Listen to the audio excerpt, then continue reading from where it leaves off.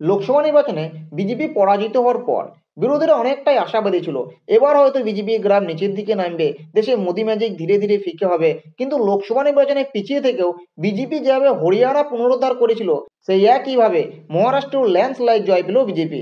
লোকসভা নির্বাচনে যে মহারাষ্ট্রে 30টি লোকসভা আসনে জয় পেয়েছিল ইন্ডিয়া অ্যালায়েন্স, সেই মহারাষ্ট্রে মাত্র 48টি বিধানসভা আসনেই গুটিয়ে গেল ইন্ডিয়া অ্যালায়েন্স।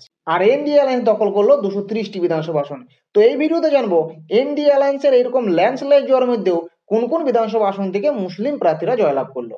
প্রথম যে বিধানসভা আসন থেকে মুসলিম প্রার্থী জয়লাভ করেছে সেই আসনটি হলো আকোলা ওয়েস্ট। এই কেন্দ্রে কংগ্রেস প্রার্থী সাজিদ খান পাঠান ভোট পেয়েছে 88,718টি, আর বিজেপি ক্যান্ডিডেট বিজয় কমল কিশোর ভোট পেয়েছে 87,435টি। তো এই কেন্দ্রে কংগ্রেস প্রার্থী জয়লাভ করেছে মাত্র 1,283টি ভোটে।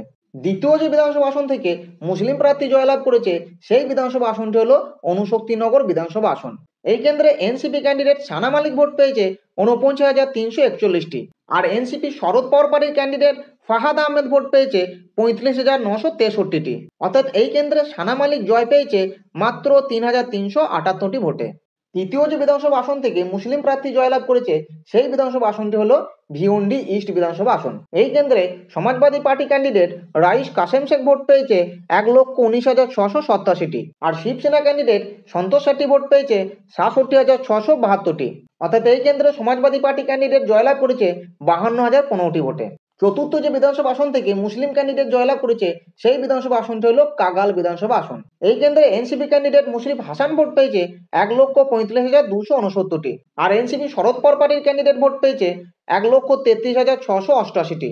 অর্থাৎ এই কেন্দ্রে মুশরিফ হাসান জয়লাভ করেছে 11,581টি ভোটে। পঞ্চম যে বিধানসভা আসন থেকে মুসলিম প্রার্থী জয়লাভ করেছে সেই বিধানসভা আসনটি হলো মালাদ ওয়েস্ট আসন। এই কেন্দ্রে কংগ্রেস প্রার্থী আসলাম শেখ ভোট পেয়েছে 98,202টি, আর বিজেপি ক্যান্ডিডেট ভোট পেয়েছে 91,975টি। অর্থাৎ এই কেন্দ্রে কংগ্রেস প্রার্থী আসলাম শেখ জয়লাভ করেছে 6,227টি ভোটে। ষষ্ঠ যে বিধানসভা আসন থেকে মুসলিম প্রার্থী জয়লাভ করেছে সেই বিধানসভা আসনটি হলো মালাগাঁও সেন্ট্রাল বিধানসভা আসন। এই কেন্দ্রে AIMIM candidate Mufti Ismail vote পেয়েছে 1,09,653টি, আর Indian secular largest assembly of Maharashtra candidate Asif Sheikh vote পেয়েছে 1,09,491টি। অর্থাৎ এই কেন্দ্রে এআইএমআইএম ক্যান্ডিডেট মাত্র 162টি ভোটে জয়লাভ করেছে।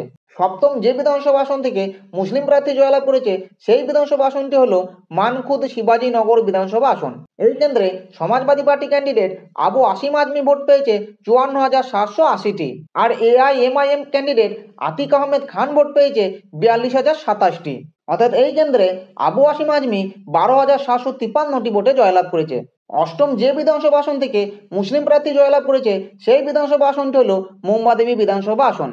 এই কেন্দ্রে কংগ্রেস ক্যান্ডিডেট আমিন প্যাটেল ভোট পেয়েছে 74,990টি, আর শিবসেনা ক্যান্ডিডেট ভোট পেয়েছে 40,146টি। অর্থাৎ এই কেন্দ্রে আমিন প্যাটেল 34,844টি ভোটে জয়লাভ করেছে।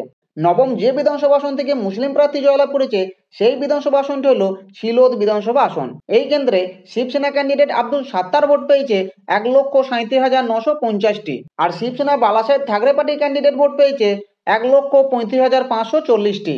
অর্থাৎ এই কেন্দ্রে আব্দুল সত্তার 2,220টি ভোটে জয়লাভ করেছে। দশম যে বিধানসভা আসন থেকে মুসলিম প্রার্থী জয়লাভ করেছে সেই বিধানসভা আসনটি হলো ভারসোভা বিধানসভা আসন।